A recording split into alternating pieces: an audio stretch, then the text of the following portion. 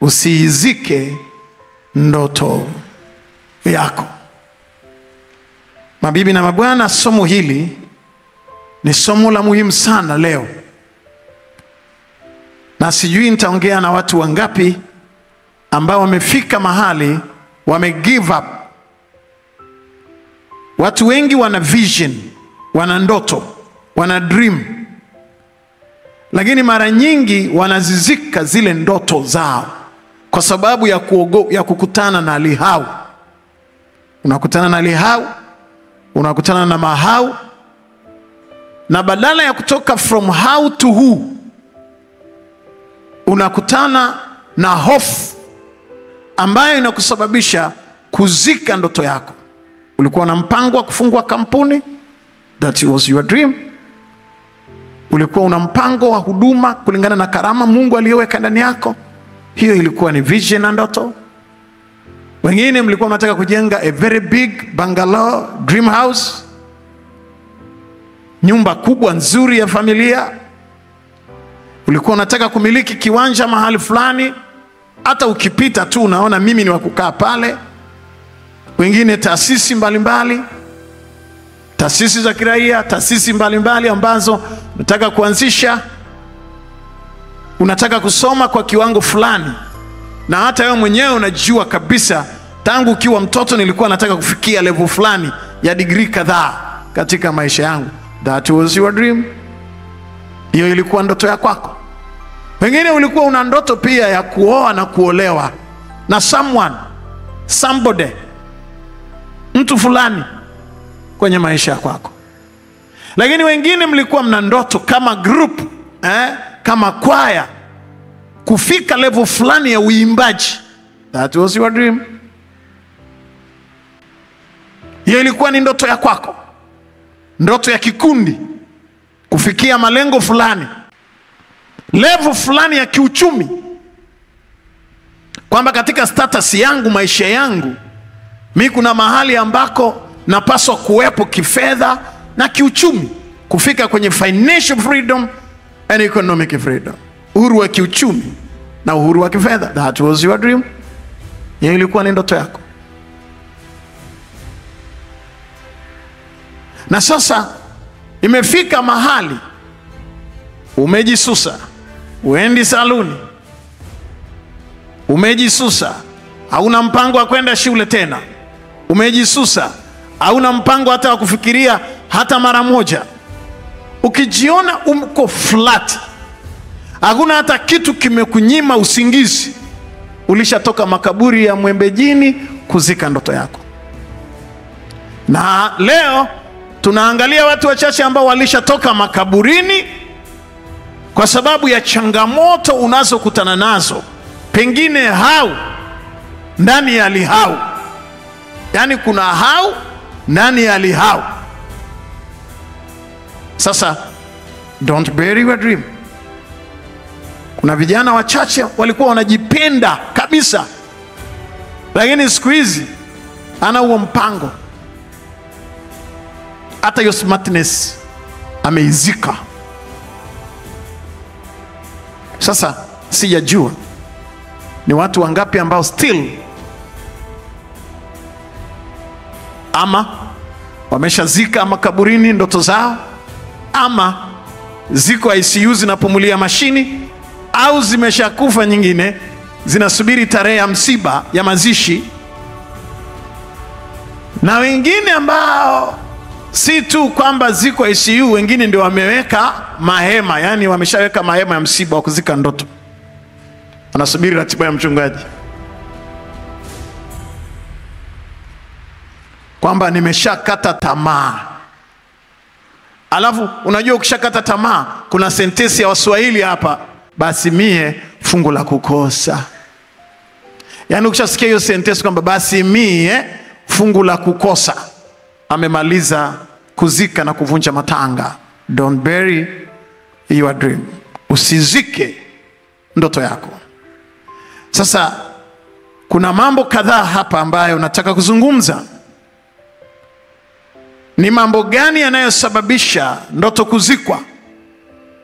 Na utajuaje kwamba tayari ulishazika ndoto yako? kuna mambo machache, kuna hoja za kifalsafa na kitheolojia ambazo tunaziangalia katika somo ambalo tumesoma.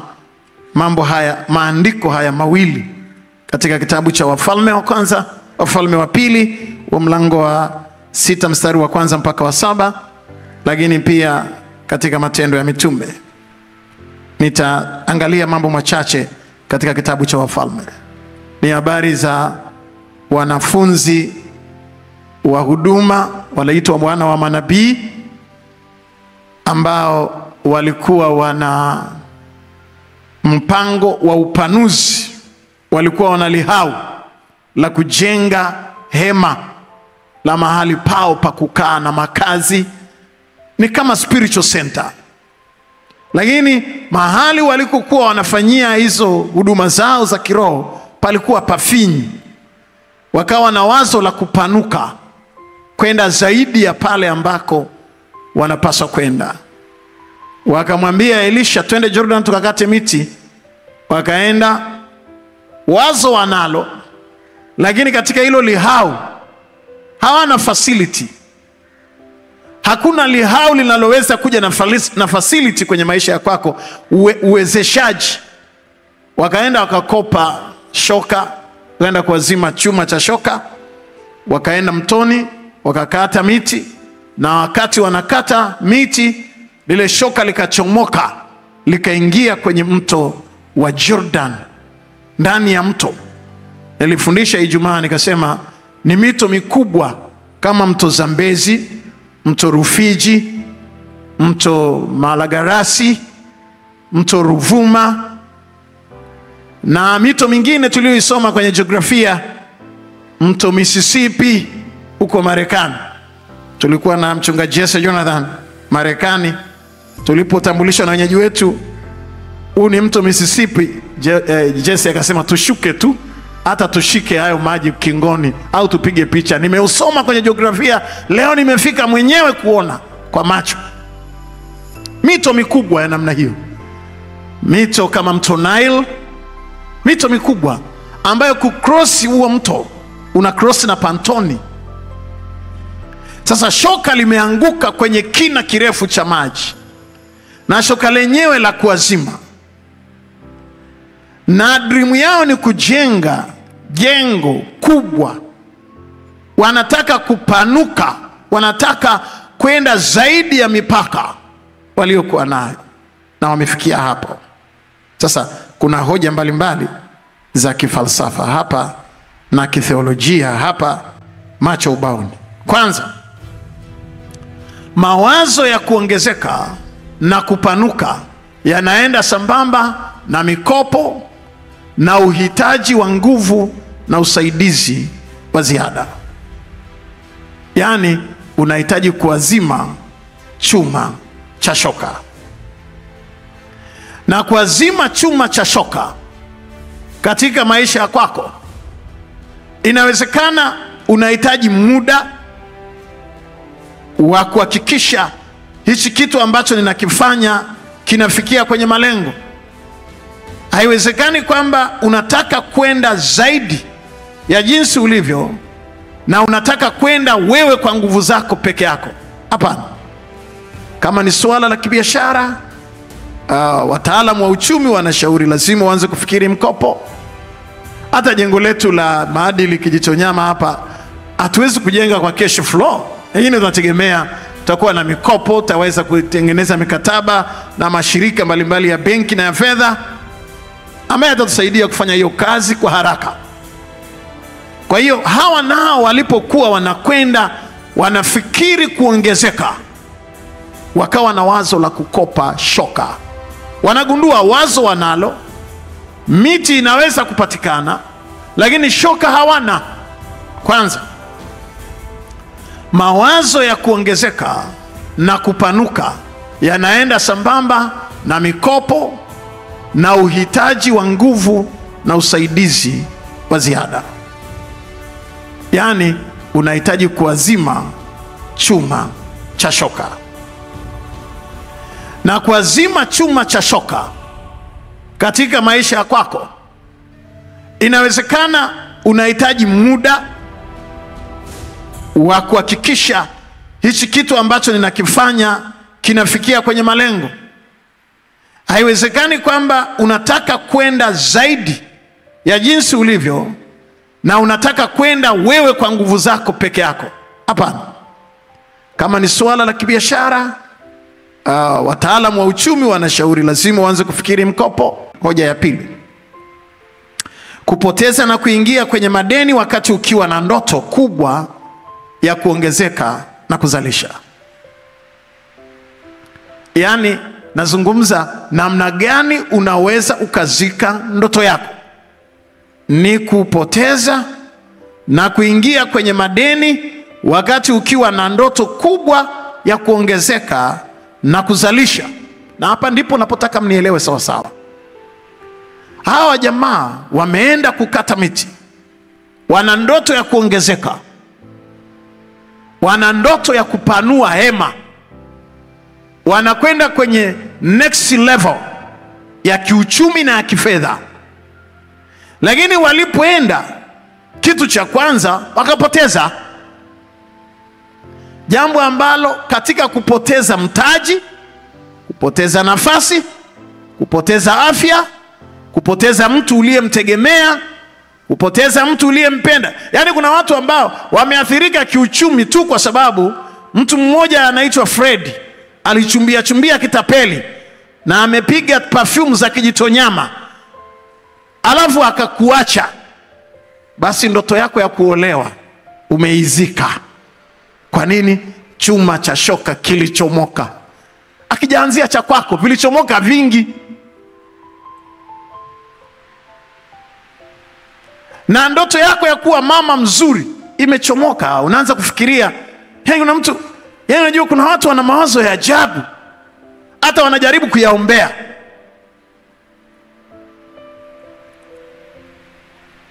Binti mmoja alikuja ofisini kwangu, mchungaji jana, ananiambia, naomba uniombee mchungaji nipate mume wa mtu nizae naye. Manake yeye nafikiri atakuwa responsible kutunza mtoto, manake ana watoto wengine atawachanganya na wale wa kwake. Amekuja kwenye maombi serious. Nikaona huyu yuko ashachimba kaburi mwenyewe. Don't bury your dream. Usizike ndoto yako. Sasa kuna kupoteza kazi, kuna kupoteza mshahara, kuna kupoteza heshima, kuna kupoteza vitu kwenye maisha yako. Wakati unategemea kupanuka, alafu kabla ya kuongezeka unapoteza. Wakati ule wa kupoteza walio wengi ndio wakati ambao wengi wanazika ndoto zao pale. Sasa twende taratibu. Hawa jamaa wameenda na wazo la kuongezeka. Ghafla wamepoteza kile kitu ambacho ndicho kinachoweza kukata hiyo miti ya Jordan, walete miti waweze kupanua hema. Amefika pale, kila kitu kimeharibika. Na nimeambiwa jana, nilikuwa kwenye maombi huko kwenye mapori ya maombi na kwenye milima ya maombi huko Bagamoyo, na Mungu akaniambia kuna watu ambao walikuwa na dream na ndoto, na kitu ambacho shetani amewafanyia cha kwanza ni ile wanataka kuanza wakapoteza, na ndoto yao imeishia hapo. Kwa yule bwana akapiga yowe akasema, ole wangu, maana kiliazimwa, nimekopa na nimeingia kwenye loss, si mali yangu na nimepoteza. Kwa hiyo nina deni la kulipa na sijaanza kuongezeka. Sasa hapa ndipo palipo na wafanyabiashara wengi wamekwama hapa. Wafanyabiashara wakubwa, wawekezaji wakubwa ambao wangeweza kusaidia. Unajua ninapofundisha hapa kanisani, wapendwa, mliona juzi mfanyabiashara mmoja, mwekezaji mmoja amesimama peke yake milioni 100, mwingine milioni 500. Kwaya ya uinjilisti tunatunza kwaya wenyewe na kuwapokea na kuwalaza. Huo ndio usharika na utaka. Mambo ya kuja hapa kila saa, mchungaji na matatizo, mchungaji ukome kwa jina la Yesu Kristo.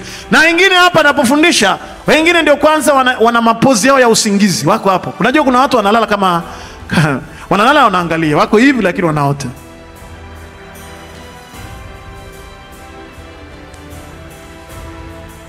Natengeneza watu wa namna hiyo, wenye majibu kwenye familia, wenye majibu katika nchi, na wenye majibu kanisani. Mngejipigia makofi wale ambao mnafikiri. Sasa fundisho kama hili ni fundisho la kukuomba sana, chonde chonde usiizike ndoto yako. Oh my God, oh my God, oh my God. Sasa nataka kuzungumza nini hapa? Na watu ambao umekopa kamkopo kamekufa, kameisha. Umeanza ka biashara, kameisha. Umeanza hiki, kimeisha. Alafu unaamini ya kwamba basi mimi sina riziki. Hawa walikuwa na nabii Elisha. Sio kwamba hauna riziki. Ni lazima kujua kinachotafutwa ni kuzika ndoto yako. Elisha alikuwa katikati yao. Ngoja nikuambie, tunapoangalia juu ya the Festive Family Challenge, Adam na Hawa walipoteza watoto wao wawili wa kiume wakiwa na ndoto kubwa ya baraka ya kivizazi na kuijaza dunia. That was the Festive Family Challenge. Haijaanzia kwako.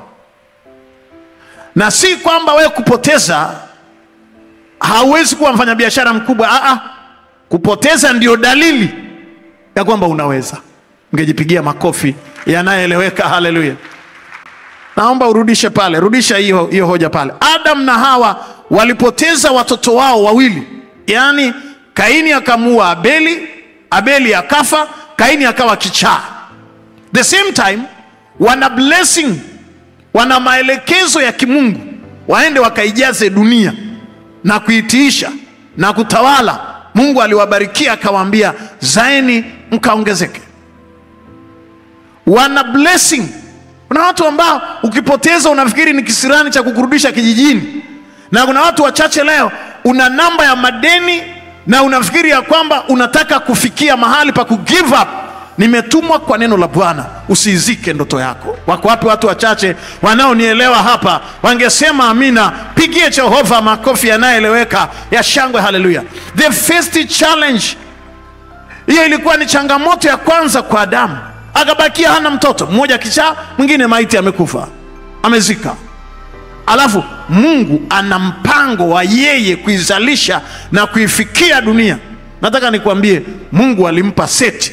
Biblia nasema Adam akamjua mke wake tena, na mara hii akapata mtoto wa kiume anaitwa Seti, na Adamu akahesabiwa Seti. Mpaka leo dunia imejawa kwa uzao wa ubini wa Seti. Ninakuombea Mungu akuletee Seti wa kwako kwa jina la Yesu Kristo. Washindi wachache wangesema amina. Asikutishe mtu, hata kama una madeni yamekulemea. Haujaanza wewe, walianza manabii na Elisha akiwepo, lakini leo niko hapa kukuombea, utaendelea mbele. Washindi wachache wangesema amina, halafu ungempigia Bwana makofi mengi. Haleluya. Kuna wengine mnataka kujenga na una access ya kukopa kwenye vikoba. Una mpango kabisa kujenga, una access ya kufanya hivyo, una mshahara wa kufanya, wa kuservice mkopo, lakini unajaribu kukwepa.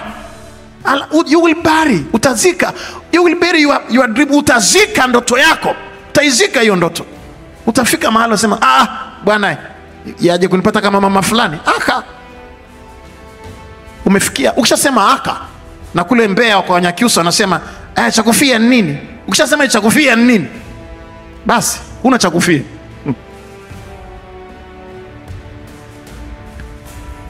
Hoja ya tatu, kupoteza wakati ukiwa uweponi wa Mungu.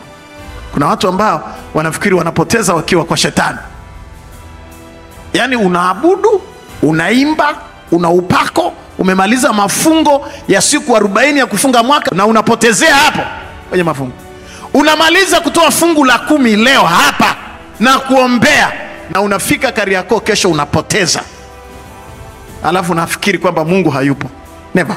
Kupoteza uweponi wa Mungu. Unataka kusema nini hapa? Chuma cha shoka kilipotea na kuzama majini, nabii Elisha akiwepo kazini na kazi ya ujenzi wa nyumba ya Mungu ukiwepo. Sasa Elisha was there, anointing, altar, madhabahu iko pale, na chuma cha shoka kikatumbukia mtoni. Unaota ananibenga, mchungaji, natoaga mafungu ya 10 kabisa, niliombeaga hata hii biashara kabisa, nikaitoleaga sadaka kabisa, lakini nashangaa nimeingia kwenye losi. Hata madeni yenyewe sijui nimeingiaje. Kwani ulianza wewe? Walianza watu tena hawajengi nyumba yao, wala sio biashara yao, wanajenga nyumba ya Mungu. Hebu punga mkono wako pamoja na mimi. Nataka kuona vyuma vinavyoelea. Wako wapi watu? Usiogope nisaidie kuwatikisa watu 2 watatu. Waambie usiogope changamoto. Unadaiwa, serikali inadaiwa, na usharika wenu unadaiwa na CRDB. Sembuse wewe, unaogopa nini? Usiogope, songa mbele. Washindi waseme amina. Piga makofi ya shangwe. Alafu mtikise jirani yako, mwambie what is your challenge? Mwambie Kiingereza, what is your challenge? Changamoto yako ni nini? Nataka kujua lihau ndani ya hau. Yani kujua hau ndani ya lihau. Walikuwa na lihau la kujenga, wamefika kwenye site limezaliwa hau plus. Lakini Mungu mwenye majibu yupo kwa jina la Yesu Kristo wa Nazareti aliye hai. Pigie Jehova makofi ya shangwe. Wako wapi washindi wanaosema amina hapa? Pigie tena Bwana vigelegele vya shangwe. Hallelujah. Hebu mwambie jirani yako, ni ili uwe na cha kusimulia mwenzangu. Unatengeneza ushuhuda. Acha uachwe na huyu, akuache na yule mwingine, na yule mwingine amute, na wengine wakuseme, wakutume kwenye mitandao, wakuposti, hawajui ndio wanakupeleka duniani. Wengine tuna faida huko. Oho, shauri yako. Who told you utaishi na suti na tai na kupendeza na unataka kubaki ukiheshimiwa duniani? You are not sweet like cake. Wewe sio mtamu kama keki. Na uhitaji watu wakukae hapo wakuone wa maana, wakuseme, wakusengenye, wakutukane, wakukatae. Maana hupandwa katika uharibifu, hufufuliwa katika kutokuharibika. Hupandwa katika aibu, hufufuliwa katika kutoku. Oh my God, oh my God. Hufufuliwa katika fahari. Haijalishi changamoto ambayo unakutana nayo. Nisaidie kumwambia jirani yako, usizike ndoto yako bwana wewe. Usizike ndoto yako. Huyo wifi yako asikubabaishe. Huyo handsome boy ambaye ni kaka yake ushamchukua.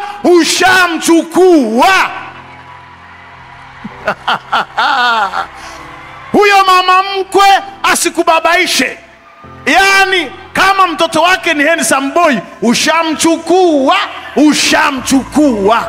Hivyo akileta za kuleta, mpeleke. Mama tunakupenda. Usigombane na mama mkwe. Mama tunakupenda. Handsome unalo. Hivi kuna watu wanaonielewa sawa sawa hapa? Mama tunakupenda. Gusa hilo handsome, lifurahie, liambie tuma kitu kwa mama yako. Ukiona alitoi, chukua wallet yakienda kuoga. Tuma. Ukirudi anambia hela sana, anambia mama yako nimeshampelekea huko. Waheshimu baba na mama, upate siku nyingi zenye uheri kwenye maisha ya kwako. Lakini maneno unajisikia sijui kuna kijiumbwa cha roho hapa. Mama mko aliniambia asikuambie hivyo, umechukua handsome lake lizima lenye degree. Akuache tu ule wewe mwenyewe. Unakula tu. Unaishi kwa raha. Yeye mwenyewe baba mko wako alikuwa anampiga kila siku ananundu. Handsome lake linakuja, I miss you. Na mama mko yuko pale anaona, akuache. Inauma mno tumbo la uzazi nyie mkae mkijua.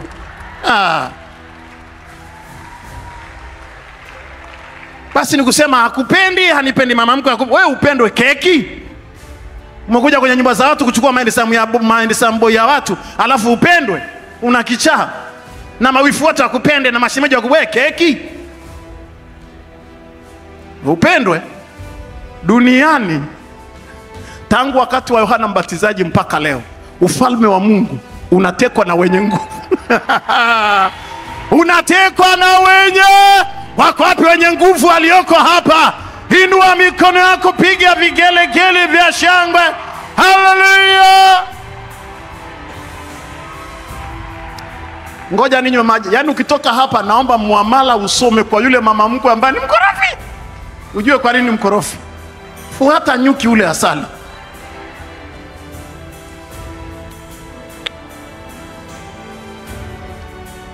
Basi una vipresha vyako vya kudeka siku hizi, natumia dawa. Nini? Mama mkwe jamani, mama mkwe amenitia pressure.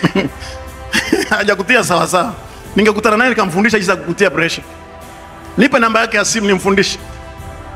Nimfanyie mentorship program ili akuchemsha sawa sawa. Akili yako igawanyike itoke, yani akili yako na ubongo wako ujigawanye utoke kwenye makamasi. Hebu ponga. Hallelujah. Hebu tumpigie Bwana makofi kwa ajili ya kwa ajili ya mama wako akorofi. Makofi mengi na vigelegele kwa haleluya. Mabibi na mabwana, challenge ndio tunayohubiri hapa.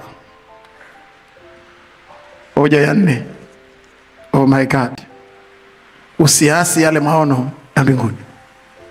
Kutokuzika ndoto. Kuzika ndoto ni kuyaasi maono yale ya mbinguni. Usiasi yale maono ya mbinguni. Tumesoma katika kitabu cha Matendo ya Mitume ule mlango wa 26 mstari wa 19. Usiasi maono. Na kuna watu ambao ni waasi wakubwa wa maono. Waasi wa maono. Na hakuna kitu kibaya kama uasi wa maono. Na hakuna maisha ya machozi hapa duniani na majuto kama kuwa mwasi wa maono.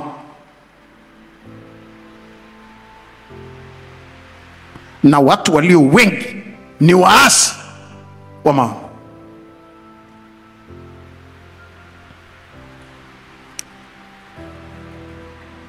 Kuondoka kwenye malezi kabla haujakuwa ni uasi wa maono.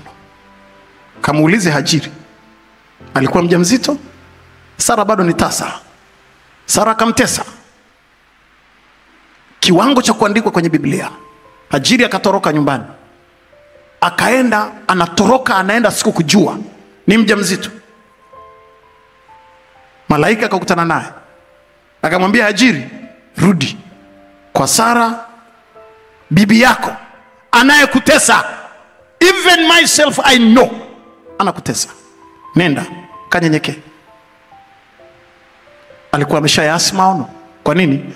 Kwenye nyumba ya Ibrahim kuna Pampers, kuna maziwa fresh, kuna wafanyakazi, kuna mahema, kuna magodoro, kuna ngozi, kuna mablanketi. Anaweza kutunzwa uzazi. Porini kwenye michongoma, atazalia michongoma kwenye michongoma ya sungura. Anakimbia akiwa mjamzito. Akazalie pori gani? Daktari na nesi wa kumzalisha anaye. Kuyasi maono. Kuondoka mahali kabla ya wakati. Kuondoka kupo. Lakini huwezi kuamini kurudi kwa Hajiri kwenye nyumba ya Sara. Alikuja kuondoka baada ya miaka 15. Na alipoondoka, aliondoka Ibrahimu akamuaga na Isaka ameshazaliwa. Na alipofika jangwani akaomba mtoto, alikuwa na kiu. Mungu akamsikia. Na Mungu akafungua chemichemi, macho yake akaona chemichemi ya maji jangwani. Na mpaka leo huyu mwanamke anaitwa Hajiri ndiye mama, kwenye tumbo lake wametoka Waarabu. Waarabu ndio wanaoishi na uchumi wa chemichemi za mafuta duniani.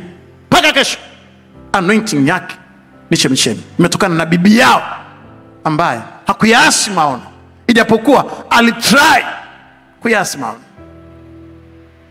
Utaizika ndoto yako kwa kufikiri kwamba ngoja niwe comfortable. Yaani kuna watu wanatafuta comfortability kwa kukimbia mahali. Taasisi inakutesa, kampuni inakutesa, familia inakutesa. Kuna maisha fulani ambayo unaona unateseka. Na hasa hapa tunazungumzia watu wenye personality ya melancholic.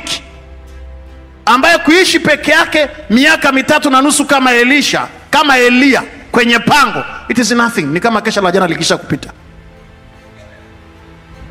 Elia alikuwa ni melancholic personality, kukaa peke yake 3 years plus, miaka 3.5 bila kusalimiana na mtu, anakula na kunguru. Melancholic, unajua akikaa hapo nje akisikia kunguru anaelewa kunguru anasema nini. Nakwambia anasikia mpaka upepo ukipita, upepo umesema nini, kwa sababu hahitaji society, hahitaji jamii, anahitaji I want to be alone, na ninajisikia furaha nikiwa peke yangu. Kwa hiyo aliondoka huyu mwanamke. Mabibi na mabwana, sasa hapa ndiko kwenye najaribu kusummarize, na Mungu anisaidie. Ndoto nyingi hufia kwenye jamii inayokuzunguka. Hoja za msingi hapa. Ndoto nyingi hufia kwenye jamii inayokuzunguka. Na kwa sababu ya kulack hizo social interactions na challenges. Nataka kuzungumza nini hapa? Nataka kusema dream na ndoto na vision ya Paulo ni kuhubiri Injili. Aliposimama ili ahubiri, jamii ya Kiyahudi ikamkataa. Kwa hiyo wakati Paulo, na hata leo tuliposoma katika somo la kwanza aliposoma mzee wa kanisa Mheshimiwa Advocate Limo, ilikuwa ni Paulo akiwa gerezani. Injili ya Wakorinto, wa Efeso, wa Galatia, Paulo ameandika injili nyingi akiwa magereza. Na hata hii hapa anapomwambia Mfalme Agripa, aliitwa kwenye kesi, ameshtakiwa kwa sababu alikuwa anahubiri habari za Yesu na Wayahudi hawataki. Una vision ambayo jamii haikubali. Watu wengi wanaamini ya kwamba ukiwa na dream basi jamii yote kupigie makofi. Never.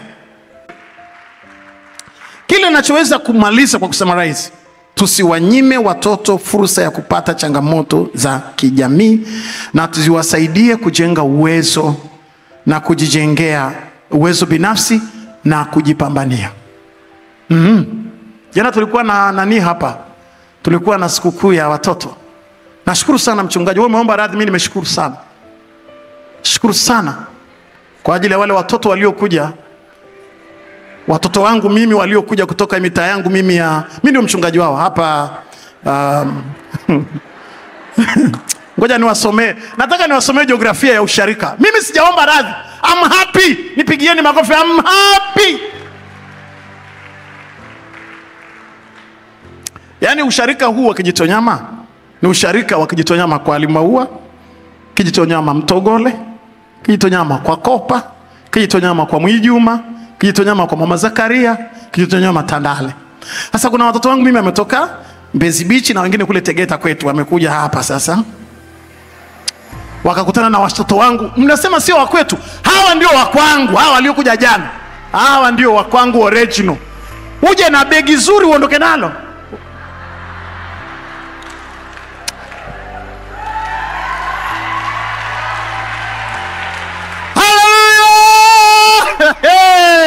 I'm very happy. Mchungaji unaomba radhi.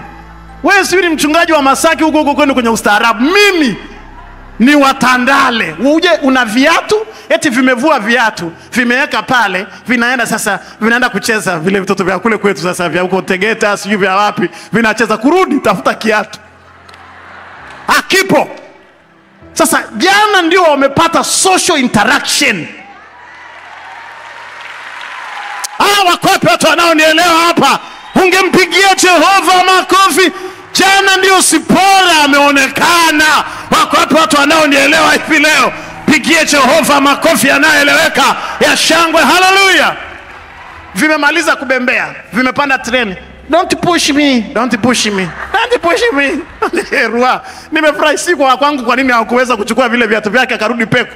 Mimi ningetamani wachukue na hiyo jinsi arudi hapo na boxer ili ieleweke kwamba kuna wanaume wako kazini.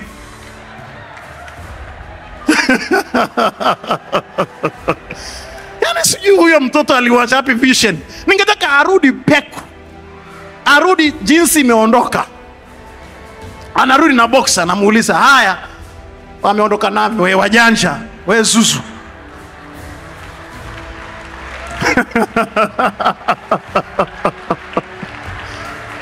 Social interaction. Sisi baba zake tuna alama. Unapigwa njia hii, unaenda dukani, alafu naambia tunakusubiri. Hapo kuna mama mmoja amekuja kuamilia ugomvi.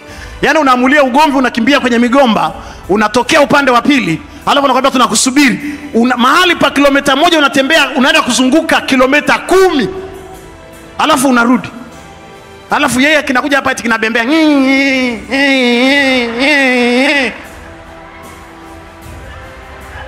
Don't touch. Don't touch. Unapigwa kisuku, unadumbukia kule mbele pembeni. Haya ndio maisha. Wapigieni wakofi watoto wangu waliokuja hapa jana. Na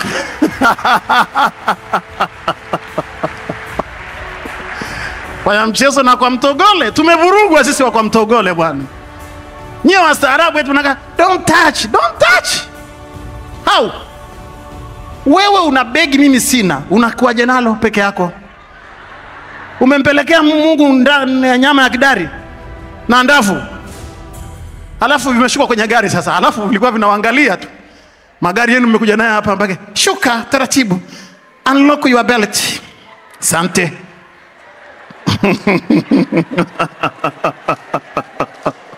na sisi wa mtogole, wale watoto wangu sasa, yani wale nimewapenda mimi jamani, yani wale nimewamind vibaya mno. I love them. Wanaangalia tu. Inatamka sasa, kwanza ulikunywa chai? Njoo chukua zile chupa simu nazitaka njiki sema boltia nyimbi hiyo. Naam? Chupa za maji. Your bottle. Take your bottle. Okay, thank you, man. Come. I need your hug. Ngama. Na sisi hatujui cha hagi, hatujala, tumejamkia, tunavizia ubwabwa hapa. Akaangalia, piga kuanzia zile za kwenye begi, kuna masausage, kuna wazazi ambao watoto wamewaambia watakula hapa, lakini na sausage zilikuwa kwenye begi. Piga zote, yale maji ya kunywa yote, kila kitu na begi lenyewe, chukua viatu, peleka.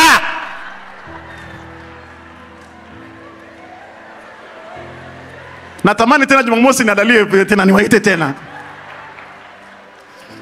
Unajua what is that? Social interactions. It is about competition, challenges, kujua kwamba ulichonacho mwingine hana. Lakini pia kufahamu kwamba kuna kusukumwa. Hii inawajengea resistance. Ukija kufika kwenye level ya ofisini, ukakutana sasa na kugandamizwa, kuna mahali unakanyagwa na kiatu. Si kama kuna mama amevaa kiatu chenye kokoko inayokanyaga. Hebu njoo hapa dada yangu nitolee mfano. Unakanyagwa, alafu anakuangalia usoni, jiguse uone. Unaona hichi kiatu? Hebu fanya hivi dada yangu. Hii unakanyagiwa somewhere huko ofisini hivi na mdigiri wako. Hakuna na mahali pa kwenda, hakuna kupandishwa mshahara, faili lako hakuna, no appreciation, no comment, nothing. And zungumza uone. Zungumza uone. Unakanyagwa, alafu kazi yako, njoo hapa dadangu. Kazi yako ni njoo kanyaga, njoo hapa. Kanyaga hapa, usinikanyage, kanyaga pembeni hapa.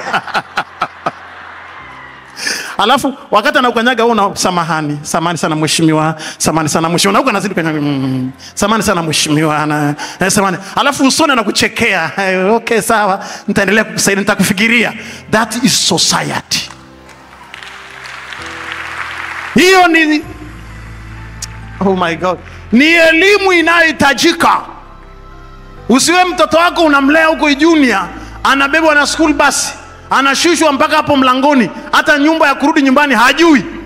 Kuna mtu anatoka hapa mpaka hao waliochukua mabegi jana wanajua kona zote, wanajua kuvuka barabara. Huyo wako hata gari ya nyumbani haijui mpaka aone rangi, hajui hata namba ya gari. Nakwambia, mpaka uje kumtafuta, wengine wametokea Sinza, wana cross wenyewe. Hizo ndio ngoma za Kiafrika, ndiko tulikotokea sie. Mbegu, ma library ya Afrika tuko hapo. Alafu wako jana amerudi nyumbani bila peku. Arudi jana nakwambia wangeondoka na suruali, hakuvua suruali. Ulikuwa tunaenda mtoni kuoga. Chekeni wenyewe. Chekeni wenyewe. Hiyo ni social interaction. Unaenda mtoni kuoga. Na ni shule. Meenda shule kuoga wote. Wanafunzi tu hivi fujo fujo. Naenda mtoni unaogelea. Ngoma inachukua nguo zote. Tulishajifunga majani ya migomba. Unafika nyumbani huna nguo na hazivai. Anakuonyesha dunia rangi yake ikoje. Niishipo duni tufani dai anilindapo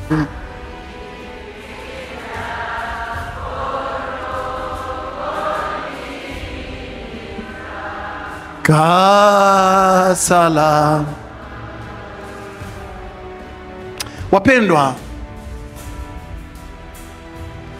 usije ukafikiri maisha hapa duniani ni simple like that. Never. Society haiwezi kukuruhusu uende kirahisi hivyo. Na watoto wanaokosa hizo social interactions kama iliyotokea jana, akija kupata shida kidogo huko mbele, anakuwa chizi. Chizi kabisa. Mmoja alikata kauli ameletwa kwangu ni bubu form 6. Bubu hawezi kuongea. Mwenzake hata alimwambia, alimfuata akamwambia ni unaonekana kama nyani. Hajawahi kusikia hilo neno. Likaingia mpaka kwenye moyo, mpaka kwenye mapafu, mpaka kwenye nywele. Sisi tulikuwa tunarudi huna nguo. Unafika nyumbani mama anakupokea na bakora kwanza. Yaani kama Adamu alivyojifanyia majani ya miti. Tumefanya hivyo. Na unafika nyumbani huna nguo, unapokelewa na bakora. Alafu nguo ya shule itapatikana wapi nyie wasomi wa zamani? Kaptula na shati. Ni mpaka msimu watu walime wauze kitu. Kahawa au mahindi au ulezi. Au mpaka ng'ombe akamuliwe. Au mpaka jogoo auzwe. Yesu. Nocha nora kipande kocha ne kocha. Wewe huna nguo za shule. Ni kiboko, ni kipigo cha hali ya juu. Na kesho unaenda shuleni na nguo za nyumbani, mwalimu anakupokea. Na mama anasema nangi mbie na kuambilie. Akupokee kwanza mwalimu. Pigwa vya kutosha. Unasubutu kusema ulikuwa mtoni kwa sababu pia kwenda kuoga mtoni nako ni makosa mengine ya shule. Hayo maisha ndiye ametutengeneza leo. Vimawimbi vinavyotokea saa hizi tukiwa tunaishi kwenye oxygen kama hii, tunashangaa hata wanaohangaika na maisha yetu. Ukiwa na resistance na ngozi ngumu namna hii, hakuna mtu anaweza kukubabaisha. Kutana na njaa utavuka. Na Mtume Paulo anasema, najua kuona njaa, najua kushiba, najua kupata, najua kukosa, na yaweza mambo yote. Wako wapi watu ambao wananielewa sawa sawa hapa? Ungempigia Jehova makofi ya shangwe. Haleluya. Kwa hiyo wazazi wale ambao watoto wao jana wameibiwa vitu, ninawapongeza sana. Mlikuwa mnahitaji mpate hiyo shule. Huyo junior wako ametiliwa adabu. Ajue Tanzania tunayoipenda ndio hii hapa. Na Afrika tunayoishi ndio hii. Wapendwa, malaika aliyetumwa kwa Danieli alizuiliwa siku 21. Safari ya duniani kuna kuzuiliwa. Mshahara wako unataka upande tu kirahisi, unapandaje haraka? Hata malaika alizuiliwa siku 21. Malaika alipotumwa na Mungu kuja duniani kwa Danieli, hoja yangu ya mwisho, alizuiliwa siku 21. Alizuiliwa siku 21.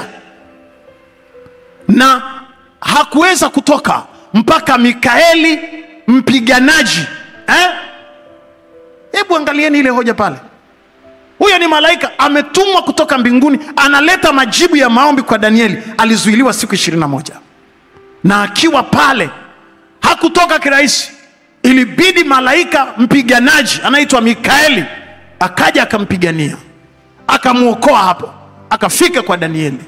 Kama malaika wengine, kama malaika tu wenyewe ngumi zinapigwa huko angani.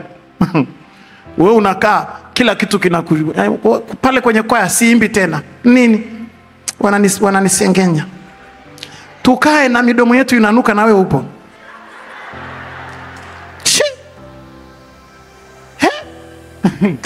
wako mdu. Tusikuseme. Tuna msongo, tuna madeni, tuna vikoba, na wewe umekuja pale story. Tukuache.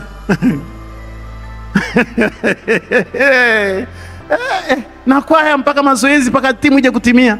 Toko tunaongea nini? Lazima tukuseme, ndio raha.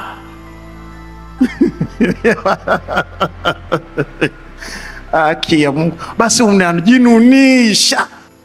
Tangu wakati wa Yohana Mbatizaji mpaka sasa, ufalme wa Mungu unapatikana na wenye nguvu, na wenye nguvu ndio wanauteka. Akina Sipora ndio atampata Musa. Washindi wangesema amina. Pigie Bwana makofi mengi, haleluya. Naomba usimame. Ni muda wa kuchukua nafasi yako katika meza ya HW, tuwasilishe kwako mawazo yenye tija kwa maneno ya dhahabu, kukupa hamasa na kukujengea uwezo wa kufanya zaidi na kuwa zaidi. Welcome to the Hall of Positive Vibes.